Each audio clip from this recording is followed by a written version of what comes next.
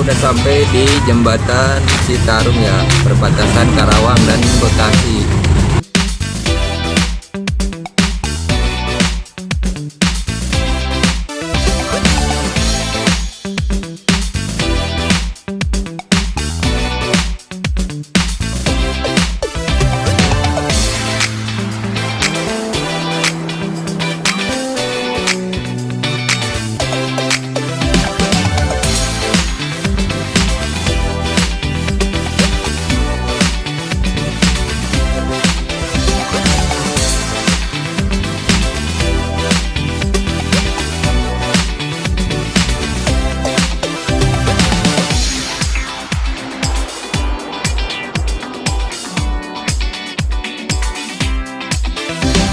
Baik pemirsa, saat ini kita sedang berada di lokasi yaitu Candi Batujaya, Kabupaten Karawang.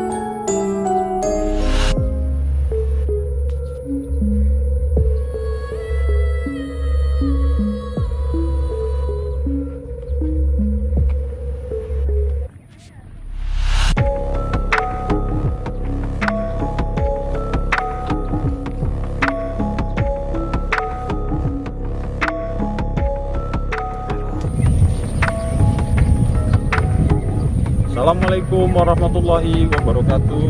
Bertemu lagi bersama kami di TV Channel dalam program Alasirah. Baik pemirsa, teman-teman di seluruh Nusantara, untuk episode kali ini kami mengunjungi satu tempat bersejarah yang terletak di Kabupaten Karawang, Jawa Barat, yang dimana tempat ini diyakini berdasarkan informasi yang beredar, ini merupakan tempat-tempat yang sangat bersejarah, peninggalan kerajaan, salah satu kerajaan tertua yang ada di Nusantara ini. Nah, apakah betul tempat ini adalah memang merupakan peninggalan dari kerajaan, salah satu kerajaan tertua yang ada di Nusantara terdahulu? Mari kita sama-sama menelusuri dan menggali informasi apa saja yang terdapat di tempat ini dan bagaimana awal mula ditemukannya tempat ini, dengan kita mencari informasi dari lokasi tersebut. Dan oleh sebab itu, jangan kemana-mana, mari kita sama-sama telusuri di Kabupaten Karawang ini, Candi Jiwa Batujaya Kabupaten Karawang. Sebelum menuju lokasi, jangan lupa untuk teman-teman semua untuk selalu subscribe, like, share, and comment agar mensupport channel-channel kami biar lebih berkembang dan dapat memberikan informasi-informasi tempat-tempat bersejarah yang ada di Nusantara ini. Oke, kita nggak usah tunggu lama lagi, mari kita sama-sama telusuri Candi Jiwa Batujaya Kabupaten Karawang, Jawa Barat. Mari.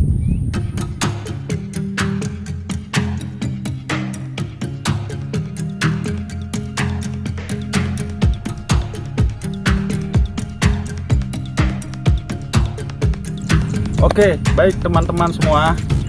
Sekarang di belakang saya sudah berada Candi Jiwa Batujaya Kabupaten Karawang, Jawa Barat.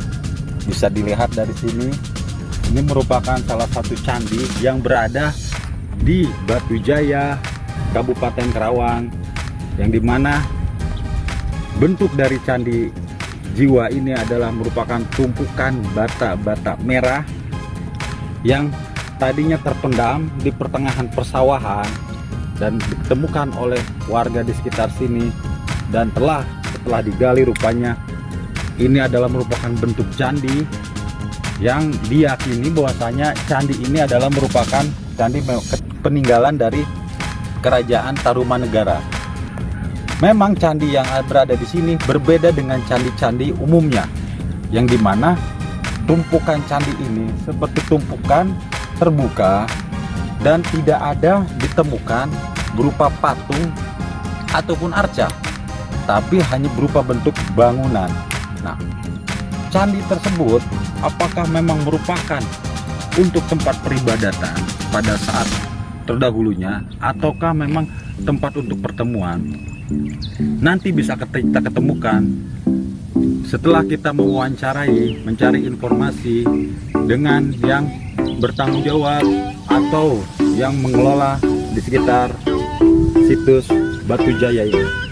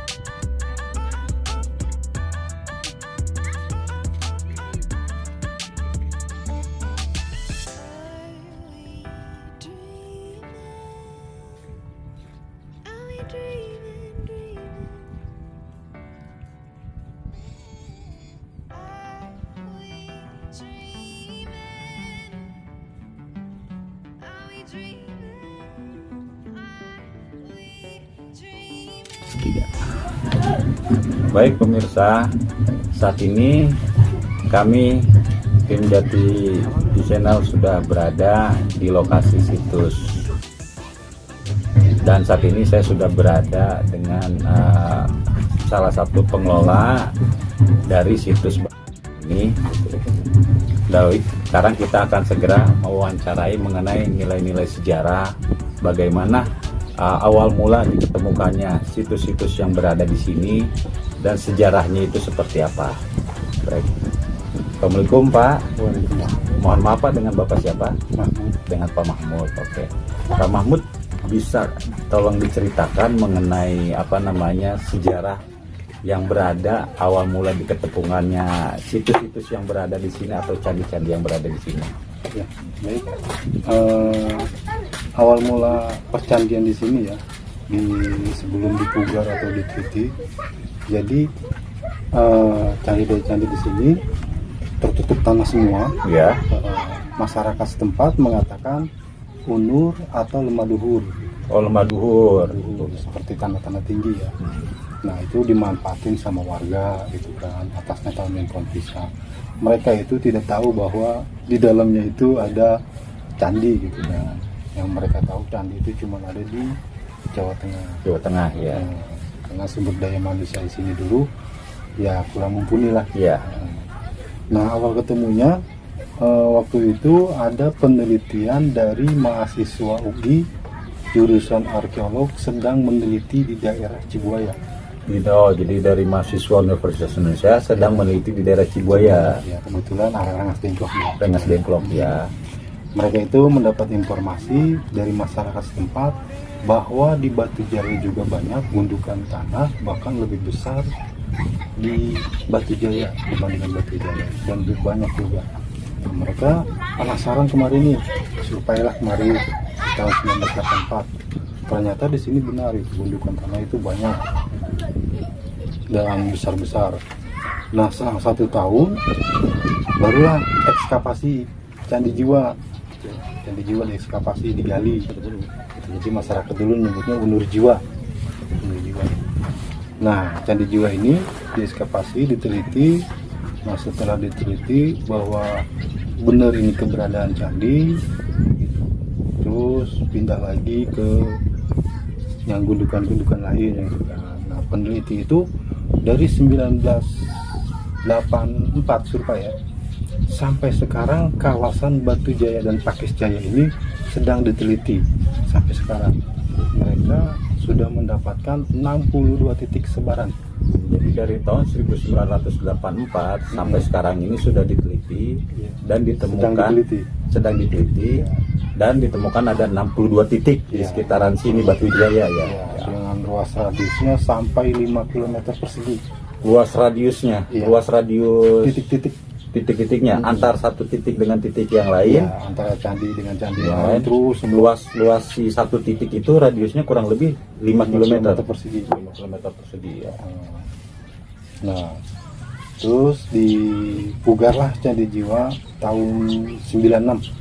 Awal mula pertama adalah yang dipugar Candi Jiwa tahun 1996 sampai 2000, sampai tahun 2000 pindah ke Candi Blandungan. Candi Blandungan. Ya, dari Candi Blandungan sampai 2010. Nah, di 2007-nya kita ada pemugaran lagi di situs Serut 1A. Situs Serut 1A. Ya, ada pemugaran lagi itu. Jadi pemugaran itu dari 96 sampai saat ini baru 5 titik yang sudah dipugar. Candi Jiwa, Blandungan, Serut 1A, Serut 1B, Telaga Jaya 8. Jadi baru 5 ya. Baru 5 yang dari yang sudah dipugar sampai saat ini ya. Tapi kalau sudah penataan taman itu baru 2 candi. Baru 2 candi. Iya, Candi Jiwa sama Blandungan itu udah penataan taman. Kalau di Serut 1A, 1B dan Telaga Jaya 8 itu sedang proses pemugaran. Jadi dalam artiannya yang sudah tertata adalah baru Candi Jiwa dengan Blandungan. Candi Blandungan. Iya. Dan untuk luas situs ini dari keseluruhan ini berapa? hektar, Pak. Luas keseluruhan tanah yang di sini dari 62 titik yang Iya. ditemukan ini, kira-kira luasnya ini ada berapa hektar ya? Nah itu kalau pembebasan kita persel. Jadi kayak Candi Blandongan nih, ya tidak semua pembebasan tanah lahan sawah. Jadi pemerintah juga tidak mau menghilangkan sawah-sawah yang dekat-dekat situs. Jadi persel yang dibutuhkan itu kayak Blandongan ini cuma 2 hektar kan, 2 hektar. 2 hektar gitu kan. Terus Candi Jiwa cuma 600 meter persegi gitu kan. Kalau untuk seluruh tadi saya sampai 5 kilo sampai 5 kilo. Kalau untuk dibebaskan jadi 500 hektar. Oh, jadi kurang lebih dari 62 titik yang ditemukan ini, kurang lebihnya luas lahannya itu 500 hektar. 500 hektar. Yang bila misalkan ini selesai semua bakal jadi yang terbesar mungkin ya. Sampai 500 hektar ya. Nah terus Pak Mahmud, kalau untuk namanya sendiri nih, dalam artian kan yang pertama adalah Candi yang Jiwa. dipugar itu adalah Candi Jiwa. Nah, Iya. bagaimana nih ceritanya kok bisa dinamakan namanya Candi Jiwa? Oke, penamaan di sini kita itu setiap penelitian penggalian itu tidak menemukan relief atau tulisan yang mengatakan ini candi apa. Jadi penamaan di sini berdasarkan dari mitos masyarakat dan juga keadaan tempat. Ya. Seperti contoh Candi Jiwa. Kenapa sih dinamakan Candi Jiwa? Ya dulu itu di tahun 70-an gundukan tanah ini ditumbuhi rumput dengan subur ya. Iya. Jadi warga setempat ya mengembala kambing itu di atas gundukan tanah itu. Nah ketika itu kambingnya ada yang mati. Matinya nggak tahu dah apakah digigit ular apa gimana ya. Nah jadi karena masyarakat sini dengan makhluk abstrak itu sangat peka ya udah dibilang sama warga tanya bahwa Unur sudah minta jiwa. Nah, udah dinamakanlah Unur Jiwa sama masyarakat. Sebelum diketemukannya, iya sebelum diketemukannya itu candi. Ya. Gitu. Setelah diteliti, kalau nama penelitian itu Candi Jiwa itu Segaran Satu. Segaran Satu. Ya karena pertama kali diteliti. Jadi bisa diartikan bahwasanya kenapa dinamakan Candi Jiwa itu ya dikarenakan pada saat dahulunya sebelum diketemukan gundukan tanah yang ada di situ, ketika kambing lewat situ sampai mati. Nah matinya itu memang tidak diketahui lah. Cuma karena dalam artian kepercayaan masyarakat, alhasilnya dikatakan bahwasanya ini bisa dinamakan candinya Candi Jiwa. Seperti itu. Nah kalau untuk dari segi sekarang kan sudah tertata lah Candi Jiwa. Nah berdasarkan yang Bapak ketahui itu, kira-kira dari bentuknya Candi Jiwa itu dipergunakan untuk apa mungkin Pak, seperti zaman dahulunya itu? Kalau untuk percandian di sini, ini adalah pusat peribadahan dan pusat pembelajaran keyakinan di sini. Kayak pesantren-pesantren lah. Ya. Jadi pusat kerajaannya kita juga masih belum tahu gitu di mana gitu kan. Jadi kalau untuk Candi Jiwa kan itu panjang lebaran 18 kali 18 ya. Ketinggian 4,05 di atas permukaan laut. Nah Candi Jiwa ini mempunyai filosofi, dia itu melambangkan bunga Padma. Bunga Padma. Ya, bukannya dia melesak gitu kan pundak-pundak. Ya. Itu kalau dari atas kita lihat itu kayak kelopak bunga. Ya. Bunga Padma ini kan bunga teratai. Bunga teratai. Iya. Nah jadi kalau arti dari filosofi itu gimana tuh, pada kan melambangkan bunga Padma atau bunga teratai. Nah filosofi arti makna dari bunga Padma itu bagaimana tuh? Yang menurut dalam artian Bapak ketahui? Kalau bunga kan biasanya disenengin ya. Jadi kayak untuk ibadah-ibadah itu gimana caranya biar mereka senang gitu di situ kan. Jadi gitu. Jadi dalam artian memang memiliki daya tarik kepada masyarakat, bahwasanya dalam artian menyenangi tempat tersebut memang dalam artian timbul dari dalam dirinya masing-masing ya, seperti itu ya Pak ya. Oke. Jadi memang dalam artian untuk yang pertama ini adalah yang di Pugar ya adalah merupakan Candi Jiwa, dan di mana tadi historinya sudah dijelaskan mengenai Candi Jiwa ini.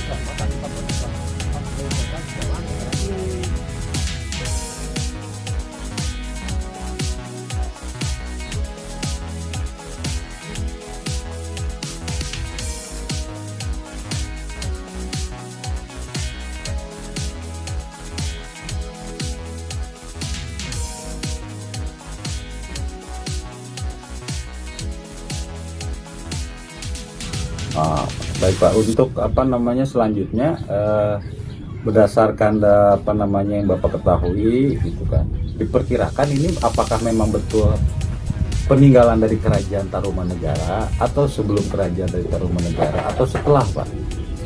Ya kalau kita lihat dari batanya kan sudah dites dengan karbon dating. Iya. Itu kan di abad kelima. Di abad kelima. Ya, di abad kelima. Itu kebudayaan pembuatan candi berarti. Ya. Nah di abad kelima ini kan masa jayanya Kerajaan Tarumanegara. Kemungkinan ini peninggalan Kerajaan Tarumanegara. Kemungkinan. Berarti berdasarkan hasil penelitian dari batu yang diteliti, bahwasannya diperkirakan batu ini di abad kelima. Nah, di mana pada saat abad kelima itu memang pada masa-masanya kejayaan dari Kerajaan Tarumanegara itu sekarang sini ya. Jadi memang dalam artiannya diperkirakan bahwasanya situs-situs yang berada di sini memang merupakan dari peninggalan dari Kerajaan Tarumanegara yang salah satu kerajaan tertua yang ada di Nusantara ini.